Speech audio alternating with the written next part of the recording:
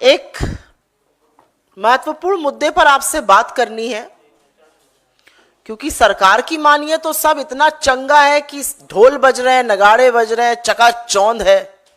जमीनी असलियत बड़ी अलग है। थोड़ा सा देश के हालात समझ लेते हैं, पिछले 2 महीने के हालात। आगरा के एक तरुण थे, उनकी नौकरी चली गई, घर चलाने के लिए कुछ छोटा मोटा काम किया, कर्जा लिया, आर्थिक तंगी इस कदर बढ़ गई कि फंदे से लटकती हुई उनकी लाश मिली और पास ही बेटे और मां की भी लाश पड़ी थी। जौनपुर के 42 वर्ष के रमेश बिंद थे, मजदूरी करते थे, काम नहीं मिल रहा था, उधार लेके खर्च चला रहे थे। वो शिकंजा कसता गया, आर्थिक तंगी बढ़ गई, कर्ज बढ़ता गया, उस बोझ के तले दब गए और अंततः गतवा फांसी के फंदे से झूल गए। पिछले हफ्ते ब्रजेश पाल ने एक नोट लिखा और अपनी सारी डिग्रियां जला दी और कहा इन डिग्रियों का मतलब ही क्या है जब इनसे नौकरी नहीं मिलनी है, तंग आ चुका हूं। और उसके बाद उन्होंने खुदकुशी कर ली। इस देश में 7,000 से ज्यादा लोगों ने आर्थिक तंगी के चलते 2022 में आत्महत्या की है। आज की तारीख में हर घंटे 2 किसान जान देने को मजबूर हैं।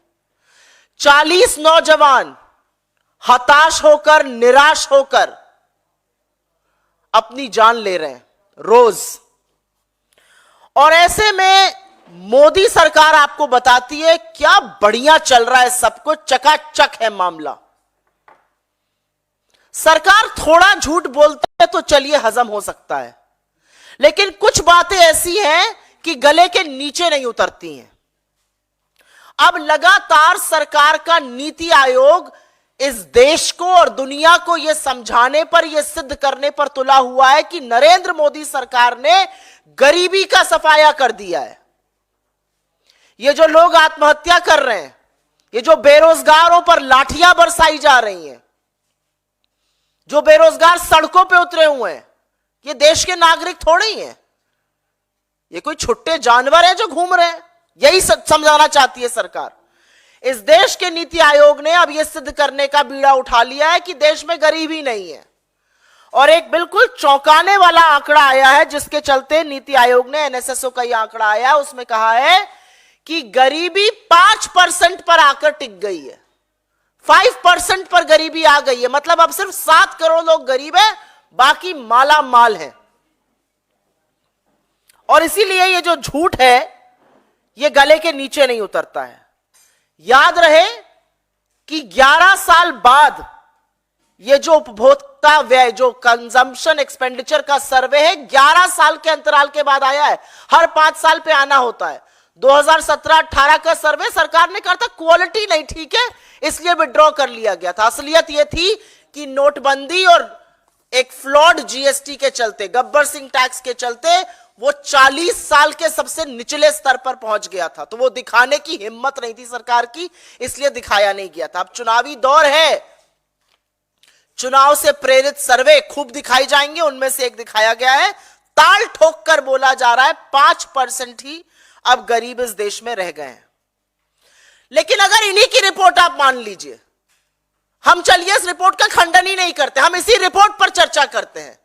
इसी रिपोर्ट की बाल की खाल अगर खोलने पे आ जाए तो देखिएगा असलियत क्या है। असलियत यह है कि इस देश के सबसे गरीब 5% लोग अपनी दिन की गुजर बसर सिर्फ और सिर्फ 46 रुपए रोजाना पर कर रहे हैं। उसमें उनका भोजन है, उसमें रोटी, कपड़ा, दवाई, पढ़ाई जैसी चीजें हैं। सिर्फ और सिर्फ 46 रुपए। यह असलियत है अगर इस सर्वे के मुताबिक ही चला जाए। लेकिन सरकार उस सुर्खी को दबाना चाहती है, पर सच की वो ताकत है कि सच उभर कर निकल ही जाता है। यह सर्वे 2 चीजें सिद्ध करता है और अभी आंकड़ों के साथ आपको बता देती हूं क्या।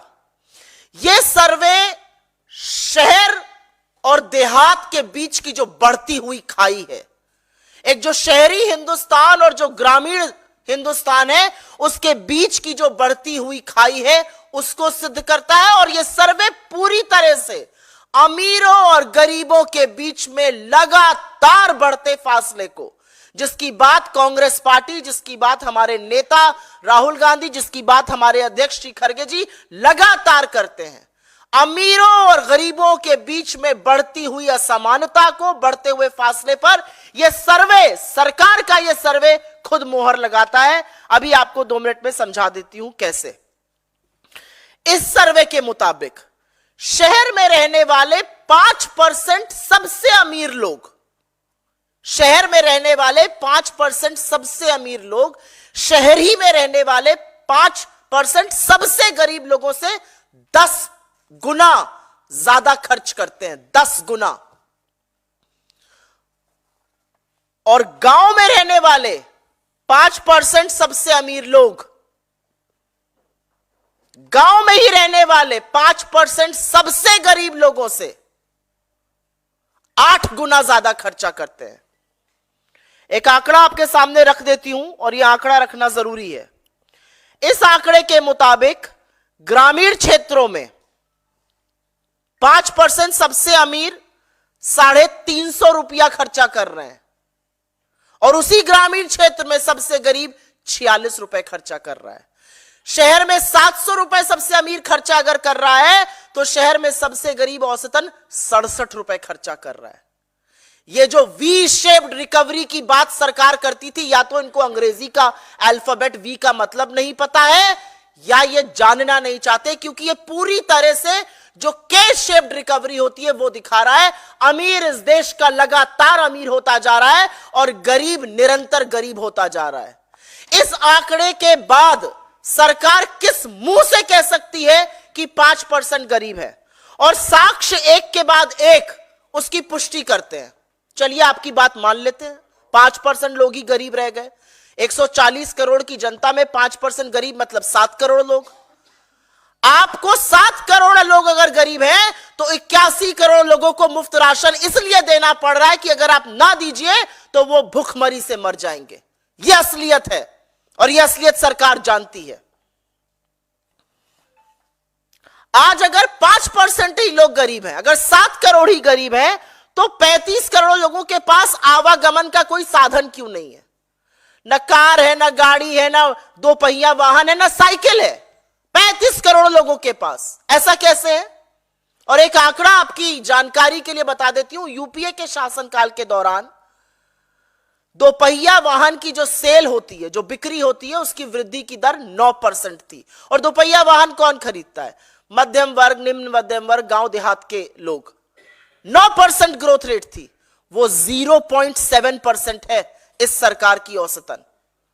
2 पहिया वाहन या साबुन, मंजन, तेल, इस तरह की जो एफएमसीजी की वस्तुएं होती है, उसमें जो बिक्री में गिरावट आई है रूरल एरियाज में, वो क्यों आई है? वो क्या सिद्ध करता है? वो यह सिद्ध करता है कि लोग खर्च नहीं कर पा रहे हैं। चलिए 7 करोड़ गरीब हैं, 45 करोड़ लोग ऐसे हैं जिनके पास टीवी नहीं है। क्यों नहीं है भाई टीवी?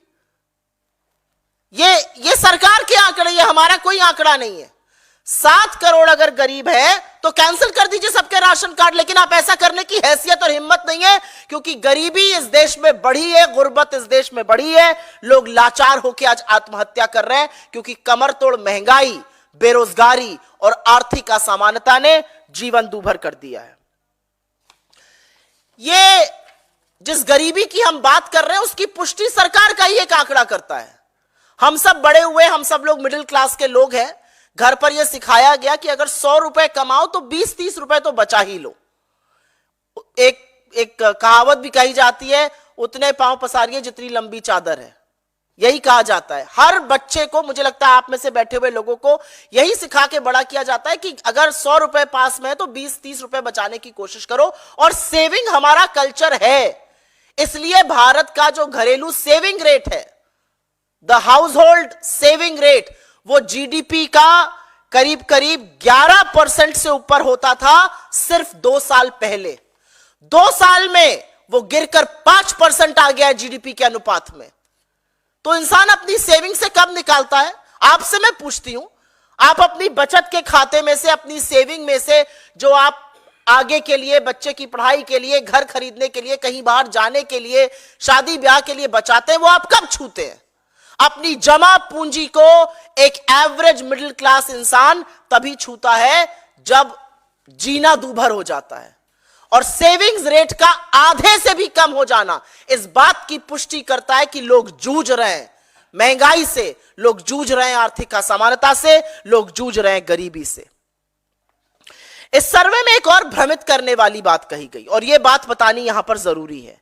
यहां पे कहा गया कि 2.5 गुना खर्चे में वृद्धि हुई है, तो वो लोगों की बहुत अच्छी स्थिति दिखाने के लिए कहा गया है। लेकिन असलियत यह है कि सर्वे की एक तो प्रणाली बदल दी गई 2022-23 में, यह प्रणाली बदल दी गई। 10 साल पहले जो प्रणाली थी उसको यूज ही नहीं किया गया, नॉन फूड आइटम को बढ़ा दिया गया। फिर कहा गया कि इसी सर्वे में एक और भ्रमित करने वाली बात कही गई है, और उसके बारे में अभी हम आगे बात करते हैं, लेकिन इसका खंडन कर दे। 2.5 गुना क्यों बढ़ा? यही सर्वे आगे कहता है इन्फ्लेशन के नाते लोगों को ज्यादा खर्च करना पड़ रहा है, लोगों की आय नहीं बढ़ रही है। यूपीए के 10 साल में एमपीसीई जो कंजम्पशन एक्सपेंडिचर होता है वो क्यों बढ़ा था? क्योंकि लगातार लोगों की आय भी बढ़ रही थी, इकोनॉमिक ग्रोथ थी, आय बढ़ रही थी, हाथ में ज्यादा पैसा आ रहा था, लोग ज्यादा पैसा खर्च कर रहे थे। यहां पर स्थिति बिल्कुल विपरीत है, यहां पर आय नहीं बढ़ रही है। ग्रामीण क्षेत्र में एवरेज एग्री वेज, एवरेज जो मजदूरी की दर है या जो एवरेज एग्री आय है, कृषि की आय, वो 1.6% से बढ़ रही है। तो महंगाई के चलते लोगों को ज्यादा खर्च करना पड़ रहा है। फिर एक बात बड़ी डंके की चोट पर इस सर्वे में और कही गई, और उस बात में कितनी सच्चाई है वो आप अभी जान लीजिएगा। इसमें कहा गया कि लोग खाने पर खर्चा अब कम कर रहे हैं, लोग बाकी चीजों पर ज्यादा खर्चा कर रहे हैं। किसी भी इंसान की जब आय या स्थिति बदलती है तो सबसे पहले व्यक्ति अपने खाने के स्टैंडर्ड को बढ़ाता है। हाथ में पैसा आता है तो लोग अंडा खाते हैं, फल खाते हैं, सब्जी खाते हैं। इसमें कहा गया अनाज पे कम खर्चा कर रहे हैं, फल सब्जी पर ज्यादा कर रहे हैं। अरे अनाज पर खर्चा इसलिए कर रहे हैं क्योंकि उनको मुफ्त का अनाज मिल रहा है जो सरकार को देना चाहिए। फल सब्जी पे कम अगर ज्यादा खर्चा कर रहे हैं लोग, तो सोफी की रिपोर्ट के मुताबिक 74% लोगों को पौष्टिक आहार नसीब क्यों नहीं है? हम निरंतर हंगर इंडेक्स में क्यों गिर रहे हैं? हमारे 7.7%, करीब करीब 8% बच्चे कुपोषण का शिकार क्यों हैं? मतलब सरकार अपने ही आंकड़ों के ध्वस्त मलबे पर खड़ी है। एनएसएसओ द्वारा और भी भ्रामक चीजें उजागर की गई हैं, लेकिन एक बात सच है कि अब चुनाव समीप आ गया है, और चुनाव के समीप आने पर इस तरह के सर्वे आएंगे। लेकिन इस सर्वे की सच्चाई, और चीख चीख कर जो सच्चाई है, वो ये बोल रही है कि 46 रुपए में 5% इस देश की आबादी गांवों में अपनी गुजर बसर करने को मजबूर है, और शहरों में 67 रुपए में। तो जब रामेश्वर जी भरी आंखों से कहते हैं हमारी गुजर नहीं हो रही, तो वो इस सर्वे की बखिया उधेड़ते हैं, सर्वे की असलियत खोल देते हैं। हमारे सरकार से कुछ सवाल है, और वो सवाल जरूरी है। इस तरह के भ्रामक सर्वे लाकर आप इस देश की क्रेडिबिलिटी पर, डेटा की साख पर देश की आर्थिक क्रेडिबिलिटी को ध्वस्त क्यों कर रहे हैं? और जब भी कोई सरकार आंकड़ों के साथ खिलवाड़ करती है, आंकड़ों की हेराफेरी, आंकड़ों की जालसाजी करती है, उसका पूरा पूरा प्रमाण आपको निवेश जो गिर जाता है उसमें दिखता है। आज प्राइवेट सेक्टर भी इन्वेस्ट नहीं कर रहा है, और एफडीआई भी लगातार निरंतर 3 साल से गिर रही है। 16 साल के सबसे निचले स्तर पर आकर एफडीआई खड़ी है, क्योंकि लोगों को अब आपके आंकड़ों पर यकीन नहीं है। हिंदुस्तान की एक क्रेडिबिलिटी थी, एक साख थी कि हम कुछ भी करते हैं, हम अपने आंकड़ों से खिलवाड़ नहीं करते हैं। आप क्यों लगातार इस देश की अर्थव्यवस्था, इस देश के आर्थिक आंकड़ों के साथ जालसाजी कर कर इस देश के आंकड़ों की प्रणाली के साथ खिलवाड़ कर रहे हैं, उनके साथ गलत कर रहे हैं? हमारा एक सवाल और है, सरकार अगर 5% गरीबी की बात करती है, तो सरकार 46 रुपए प्रति रोज के लोगों के लिए क्या कर रही है? 67 रुपए प्रति रोज शहर में लोग हैं उनके लिए क्या कर रही है सरकार? ये जो आर्थिक असमानता लगातार बढ़ रही है शहर और गांव के बीच में और अमीर और गरीब के बीच में, उस खाई को पाटने के लिए क्या कर रही है? ये सब बड़े वाजिब सवाल हैं और इस सवाल से पूछे जाने चाहिए। सरकार कहती है बहुत बढ़िया चकाचक मामला है, तो आय क्यों नहीं बढ़ रही है? क्या सरकार की कोई एजेंसी ये देखेगी कि अगर आय नहीं बढ़ रही है और खर्च ज्यादा हो रहा है उसका असर क्या हो रहा है? क्या सरकार की कोई एजेंसी ये देखना चाहती है कि सेविंग रेट क्यों गिर रहा है, लोग अपनी भविष्य की जमा पूंजी से क्यों पैसा निकालने को मजबूर है? सरकार उज्ज्वला का ढिंडोरा पीटती है और असलियत यह है कि ईंधन पर सिर्फ मात्र 1.5% लोग खर्चा कर रहे हैं। और सरकार की नीति आयोग से एक डायरेक्ट सवाल है। आप ही की मल्टी डायमेंशनल पॉवर्टी रिपोर्ट ने कहा था अभी कुछ ही हफ्तों पहले 11% मल्टी डायमेंशनल लोग गरीब हैं। अब आप कह रहे हैं 5% गरीब हैं। जुलाई 2023 में आपने कहा था कि गांव में 20% के लोग गरीब हैं। तो 20% लोग गरीब हैं, 11% लोग गरीब हैं या 5% लोग गरीब हैं? क्योंकि यह रिपोर्ट नीति आयोग की 3 रिपोर्टों पर यह आंकड़े आधारित है। तो नीति आयोग में कौन सी रिपोर्ट सच्ची है, इस बात की पुष्टि नीति आयोग सरकार की जरूर करे। और असलियत यह है, अगर विश्लेषकों की माने तो यह सब इसलिए किया जा रहा है क्योंकि जो महंगाई की लगातार बढ़ती हुई दर है, सीपीआई जो कंज्यूमर प्राइस इंडेक्स है, जो रिटेल इन्फ्लेशन जिसको कहते हैं, जो लगातार 6% से या तो बाहर है या 6% के करीब है, जो 4% होना चाहिए था उसकी सीमा रेखा से लगातार बाहर है, उसमें फेरबदल करने की कोशिशें की जा रही हैं कि किसी तरह से उसको भी जालसाजी करके नीचे लाया जा सके और फिर टीवी पर बददिमाग प्रवक्ता और मुंह बोले मंत्री पीठ ठोक ठोक कर कहे हम तो महंगाई की दर को नीचे ले आए। और अंत में मैं सिर्फ इतना कहूंगी कि सरकार ने और पीआईबी की प्रेस विज्ञप्ति यह मानती है कि advisory committee national account statistics ने उनके जीडीपी के बेस ईयर को 2017-18 में बदलने का सुझाव क्यों ठुकराया, क्यों वो आंकड़ा छिपाया गया, क्यों वो आंकड़ा नहीं आया, ये बात सरकार बताए। हमारे हिसाब से इस मंच से हमारी एक ही मांग है कि आंकड़ों के साथ जालसाजी और खिलवाड़ बंद कर दीजिए। अपने नैरेटिव के लिए इस देश की आंकड़ों की साख पर प्रहार मत कीजिए। आप ही का आंकड़ा अगर मान ले तो 46 रुपए प्रतिदिन पर 5% इस देश की आबादी गुजर बसर करने को मजबूर है। उसी में खाना, उसी में पढ़ाई, उसी में दवाई, उसी में कपड़ा, उसी में रोटी करने को मजबूर है। उनके बारे में यह सरकार क्या कर रही है? और मैंने कुछ लोगों का नाम लेके यहां पर साक्ष्य दिए थे। अगर सब ठीक है तो ये जो सड़कों पर बेरोजगार घूम रहे हैं इनकी स्थिति क्यों नहीं सुधर रही है?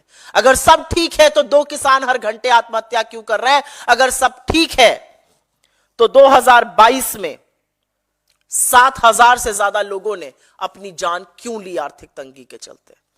आपके सवालों का स्वागत है। In the mean time I will very briefly make a statement in English on this. The Niti Aayog has come out with yet another narrative setting report, and they now claim that India's poverty has been reduced to 5%, which essentially means that only 7 crore Indians are poor now. Everybody else is middle class or rich. But the devil lies in the detail. Even if we were to listen to this report, which has come after a gap of 11 years, remember in 2017-18, this report on consumption expenditure was concealed by the government primarily because consumption had dipped to a 4-decade low. Because of demonetization, because of a flawed GST.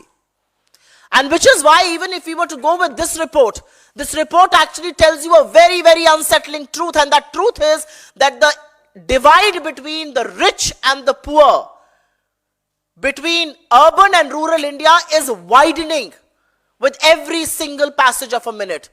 And it's widening and the government is doing nothing. The biggest headline out of this report is that the poorest 5% Indians are forced to live with 46 rupees a day. And that they have to spend on food, on clothing, on transport, on medicine, and on education of their children. It tells you a very unsettling picture between the difference of the poorest 5% and the richest 5%. The poorest 5% and the richest 5% is a gaping hole. The richest 5% in rural areas are spending 8 times more than what the poorest 5% are spending. And in urban areas, the richest 5% are spending 10 times more than what the poorest 5% are spending. How do you explain this? And how do you explain this income inequality against which the Congress party has consistently raised its voice? It's a ticking time bomb. We've been saying this consistently. And data proves your claims bogus. If 7 crore Indians are poor, why are you forced to give free ration to 81 crore Indians? Because if you don't do that, then these people will be pushed to the verge of extreme poverty and extreme malnutrition. If your data is right, why is the savings rate in India falling? From over 11% in 2 years to the GDP to 5% right now. Who draws from their savings? People who cannot afford to live in their present incomes. This data has multiple other wrong claims. It has multiple other wrong assertions. But if there are only 7 crore Indians who are poor, why is it that 35 crore Indians cannot afford a two-wheeler or a car or any mode of transport? Why is it that sale in two-wheelers has dipped to 0.7% from the 9% highs of UPA? Why is it that 45 crore Indians today cannot afford television? There are only 7 crore Indians according to you who are poor. Why is it? And according to this report, it says that people are spending less on grains and more on fruits and vegetables. They're spending less on grain because they're getting free ration thanks to the Food Security Act. But the reality is, this does not corroborate with the SOFI report that says 74% Indians cannot afford a nutritious diet. 7.7% of our children are malnourished. India has been consistently dipping on the hunger index. How do you justify those things? And one last thing that I want to say before I conclude here, and that's an important point to assert. And that point is about the disconnect between income on one hand and consumption on the other. If you compare the period of UPA, the consumption expenditure had gone up on the back of higher incomes, on the back of higher economic growth. Here, income growth is either very low or incomes have gone down. So people are actually forced to spend more because of inflationary pressures and not because they have more money in their hands. And this is government data that I'm quoting. So the only one question that we want to raise from this platform is that why is the Modi government destroying the credibility of our economic data consistently? Which data on poverty is right from the Niti Aayog? The 19.28% that was quoted in July 2023, the 11% that was quoted a few weeks back, or this 5%. Look at the three figures that have come out. And which is why the question is, when you destroy economic data's credibility, you stop investments, and that is what is really happening. Why is the government not paying attention to the ever-widening gap between the rich and the poor and between urban and rural India? Why is the government not paying gap to the 46 rupees a day? And that's all that 5% of the poorest Indians have to live their lives daily. And unless we don't answer those questions, ये जो चकाचौंध मोदी सरकार की दिखती है, ये जो ताल ठोक कर झूठ बोला जाता है, ये जो टीवी चैनलों पर चरण वंदन होता है, ये सब बेईमानी है, ये सब झूठा है. We'll ask you for your questions first. On this, please, पहले.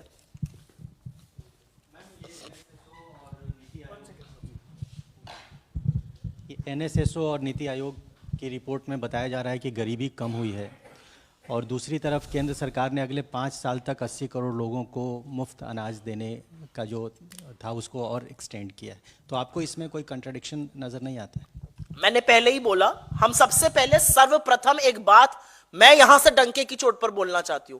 मैं स्वागत करती हूं लोगों को फ्री राशन देने का, और ये यूपीए की देन है. खाद्य सुरक्षा का जो कानून बना वो यूपीए की डॉक्टर मनमोहन सिंह की सरकार ने सोनिया गांधी जी की प्रेरणा से वो बनाया. ये यूपीए की देन है. हम स्वागत करते हैं कि देश के किसान जो कलेजा धरती का फाड़ कर फसल उगाते हैं वो देश के लोगों तक, गरीब लोगों तक जरूर पहुंचनी चाहिए. लेकिन आपकी बात में दम है और यही बात मैंने इस मंच से कही है।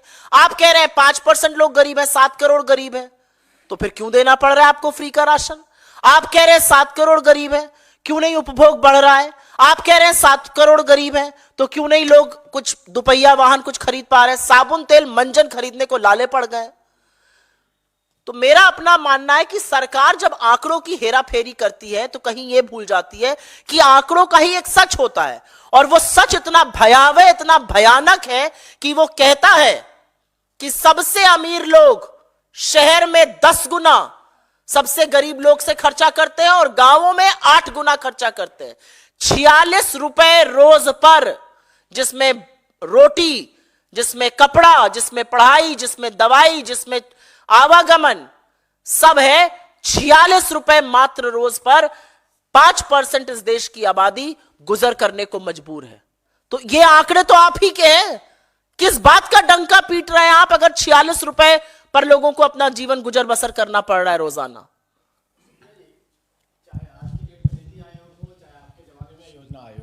आपको लगता है कि इन संस्थाओं की क्रेडिबिलिटी जो है कहीं ना कहीं हमेशा सवालों के घेरे में रही है? कि 2013 में भी गरीबी को लेकर एक रिपोर्ट आई थी जिस पर बहुत बवाल मचा था, अभी ये रिपोर्ट आई है जिसको लेकर आप लोग सवाल खड़ा करें, तो इस तरह के जो सर्वे करते हैं, चाहे लोग आंकड़े देते हैं, ये कितना विश्वसनीय माना जाए?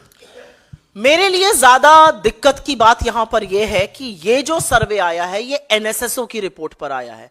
एनएसएसओ की रिपोर्ट पर नीति निर्माण होता है। जो नेशनल सैंपल सर्वे ऑफिस है उसकी रिपोर्ट पर नीति निर्माण होता है। अगर एनएसएसओ कहता है कि 5% लोग ही गरीब हैं, तो सरकार के जो सार्वजनिक सुरक्षा के जो वेलफेयर स्कीम्स होती हैं वो सारे कार्यक्रम ही बदल जाते हैं। तो मेरे लिए ज्यादा दिक्कत की बात है कि एनएसएसओ के सर्वे का गलत इस्तेमाल करके गलत तरीके से उसको प्रस्तुत किया जा रहा है। और जहां तक क्रेडिबिलिटी की बात है, हमारी सरकार में एक भी आर्थिक आंकड़ा ऐसा नहीं था जिसकी पुष्टि थर्ड पार्टी ने नहीं करी थी। जब हमने कहा कि हमने 27 करोड़ लोगों को गरीबी की सीमा रेखा से निकाला यूपीए के शासनकाल के दौरान, तो इसकी पुष्टि थर्ड पार्टी ने, वर्ल्ड बैंक और आईएमएफ ने की। इनके इन खर्रों की पुष्टि कौन कर रहा है? खुद अपने मुंह मियां मिट्ठू बनकर आपस में मंत्री और नीति आयोग के सीईओ। एक भी जो विश्वसनीय एजेंसीज हैं क्या इन आंकड़ों की पुष्टि कर रही हैं? विश्वसनीय एजेंसीज वाइडनिंग गैप, इस आईएमएफ को कोट करने में थकते नहीं है मोदी जी के मंत्री लोग। वो क्या कहता है आईएमएफ कि आपके यहां जो बढ़ती हुई निरंतर आर्थिक असमानता है, जो गरीबी है, वो दिक्कत की चीज है। तो मेरा अपना मानना है कि आर्थिक आंकड़ों के साथ खिलवाड़ करके, जालसाजी करके, उसके साथ करतब करके आपको हासिल कुछ नहीं होगा। 2 घंटे का टीवी डिबेट पर चरण वंदन हो जाएगा, 2-4 मियां मिट्ठू ताली बजा लेंगे, पीठ ठोक लेंगे, प्रधानमंत्री वही झूठ जाकर इलेक्शन की रैलीज में, टेलीविजन के कार्यक्रमों में रिपीट करेंगे, और जो समझते हैं इन चीजों को वो हंसेंगे आप पर। लेकिन सबसे ज्यादा आप पर वो गरीब हंस रहा है जिसकी जिंदगी आपने बदतर कर दी है। मैंने 3 लोगों की यहां पर बात करी, चाहे वो रमेश बिंद हो, चाहे वो ब्रजेश पाल हो, चाहे वो आगरा का तरुण हो, जिन्होंने आर्थिक तंगी के कारण पिछले 1-1.5 महीने में अपनी जान दे दी। आपके ऊपर हंस नहीं रहे हैं वो लोग जो कि अपनी आत्महत्या कर रहे हैं। आज 1 घंटे में 2 किसान आत्महत्या करता है, रोजाना 40 नौजवान आत्महत्या कर रहे हैं बेरोजगारी के चलते। 2022 में यह सरकार का आंकड़ा है, 7,000 लोगों ने खुदकुशी कर ली।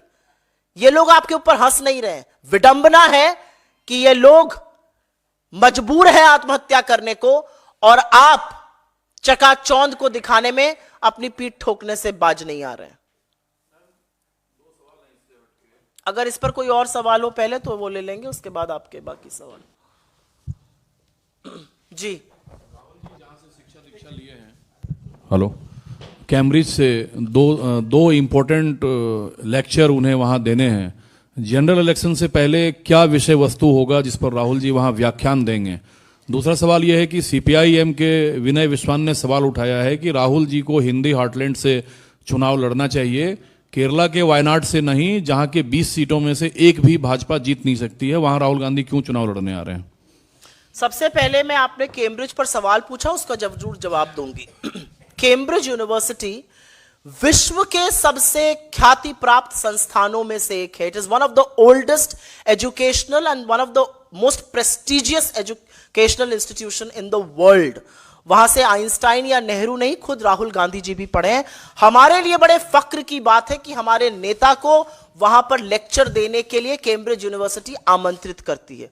उनके साथ उनका सालाना अनुबंध है और वो हर साल जाकर वहां पर लेक्चर देते हैं। हमारे लिए बहुत गर्व की बात है कि हमारे नेता ऐसे प्रेस्टिजियस यूनिवर्सिटी पर जाकर छात्रों से listening in the 21st century, जैसे उन्होंने पिछली बात करी थी, देश और दुनिया की परिस्थिति पर चर्चा करने की कुवत रखते हैं और ऐसी प्रेस्टिजियस यूनिवर्सिटी उनको बुलाती है। 8 महीने पहले ही यह तय हो गया था कि उनको इन 2 दिनों वहां रहना होगा। अब बात आई आपके सवाल की वायनाड पर। राहुल गांधी जी एक ऐसे शख्स हैं जो विंध्याचल की पर्वतों के दक्षिण और उत्तर कहीं भी चुनाव लड़कर जीत सकते हैं। ऐसी हिम्मत एक बार इस देश का प्रधानमंत्री भी करके दिखाया। जी सुप्रिया जी, अभी जो आप जब प्रेस कॉन्फ्रेंस कर रहे हैं, एक राज्यसभा चुनावों के लिए वोटिंग चल रही है, इंडिया गठबंधन जिसके लिए लगातार ये कहा जा रहा था बहुत मजबूत है, लेकिन अभी जब उत्तर प्रदेश की अभी तस्वीर साफ हो रही है तो वहां पर समाजवादी पार्टी के कई विधायकों ने ही बीजेपी के उम्मीदवार के पक्ष में वोट दिया है। तो इसको कैसे देखते हैं कि जहां पर जो लगातार इंडिया गठबंधन के दल हैं उनमें ही टूट देखने को मिल रही है और वो बीजेपी की तरफ जाते जा रहे हैं और उसमें से 2 विधायक तो अमेठी सीट से आते हैं। दुखद है, और दुखद इसलिए है क्योंकि पैसे का क्या प्रलोभन है मुझे नहीं पता, एजेंसीज का क्या दबाव है, किस तरह का प्रेशर इन लोगों पर बन रहा है मुझे नहीं पता। मुझे लगता है इसकी समीक्षा हमारा घटक दल खुद करेगा तो अच्छा रहेगा, मैं उन पर टिप्पणी नहीं करना चाहती हूं। लेकिन दुखद है ये स्थिति। अगर आप इस सरकार के खिलाफ लड़ेंगे तो आप पर हर तरह का दबाव बनाया जाएगा, और वो सार्वजनिक रूप से दबाव आप लोगों को मुझसे ज्यादा पता है, उसका मैं उल्लेख बार बार नहीं करूंगी। लेकिन मेरा अपना मानना है कि जो इस सरकार से लड़ेगा उस पर हर तरह का दबाव बनेगा, और ये जीत के लिए कुछ भी करने को तैयार है। इतना डंका लोकतंत्र का मोदी जी ने दुनिया में पिटवा दिया कि अनिल मसीह का मसीहा बन के खड़े थे। 36 वोटों में धांधली कैमरे पर पकड़ी गई, सुप्रीम कोर्ट को बोलना पड़ा। मुंह पर कालिक पुती है इस देश के लोकतंत्र की, जो बीजेपी ने करके दिखाया है चंडीगढ़ पर। मुंह पर कालिक पुती है इस देश के लोकतंत्र और इस देश की चुनी हुई सरकार पर, जब इलेक्टोरल बॉन्ड को बंद किया सुप्रीम कोर्ट ने। यह असलियत है।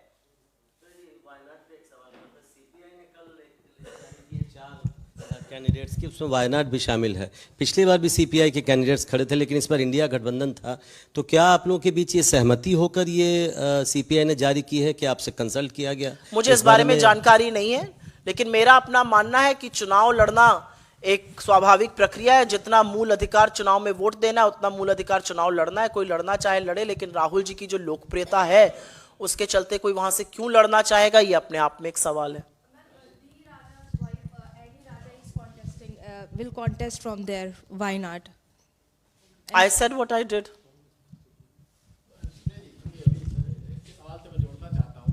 कि जिस तरह से 3 विधायक आपके अमेठी और रायबरेली के सपा के चले गए हैं, बीजेपी को वोट दे रहे हैं, क्रॉस वोटिंग कर रहे हैं, तो ऐसे में आपको लगता है कि कांग्रेस के लिए चुनौती है रायबरेली और अमेठी सीट पे इस बार चुनाव लड़ना? क्योंकि 3 पहले सपा का समर्थन आपको मिलता रहा है अक्सर, इसलिए कह रहा हूं। बिल्कुल भी चुनौती नहीं है। अभी मैं 8 दिन के बाद भारत जोड़ो न्याय यात्रा से लौटी हूं, जो उत्तर प्रदेश में चंदौली से शुरू हुई, वाराणसी प्रयागराज होते हुए, जब हम प्रतापगढ़, रायबरेली और अमेठी, लखनऊ, कानपुर और उसके बाद पश्चिम में मुरादाबाद, संभल, बाकी जगह होते हुए अलीगढ़, आगरा, बुलंदशहर गए, तो वहां पर जो हमने जमीनी हकीकत देखी, जो लोगों के मताधिकार के चुने हुए लोग अगर अपने वोटर के मताधिकार के साथ खिलवाड़ करेंगे तो वोटर उनको जरूर सबक सिखाएगा। वोटर ने मन बना लिया है। जो असीम जन समूह वहां पर उमड़ा, जिस तरह का प्यार और जिस तरह का समर्थन राहुल जी को मिला, जब सपा के राष्ट्रीय अध्यक्ष हमारे साथ आगरा में शामिल हुए, तो जिस तरह का अपार जन सैलाब था, वो खुद दिखाता है कि कितना लोकप्रिय हमारा गठबंधन है और किस तरह से बीजेपी थर्राई हुई है। चुने हुए प्रतिनिधि अंततोगत्वा अपने वोटर के पास ही जाएंगे और ये वोटर उनको सबक सिखाएगा। कोई और सवाल? बहुत धन्यवाद आपका, लेकिन इस बात को जरूर उजागर करिए। सोच लीजिए वो 46 रुपए जो शायद आप टिप में भी देखते हुए आपको झिझक लगती है। आज की तारीख में अगर कहीं खाना खाने जाओ और टिप में 200-250 रुपए से कम दो तो झिझक होती है। 46 रुपए में एक व्यक्ति रोटी, कपड़ा, पढ़ाई और दवाई सब कुछ पर गुजर बसर करने को मजबूर है। तो जो इंडिया शाइनिंग था वो इंडिया शाइनिंग फिर हो रहा है और इसका वही हाल होगा जो 2004 में हुआ था। बहुत धन्यवाद आपका।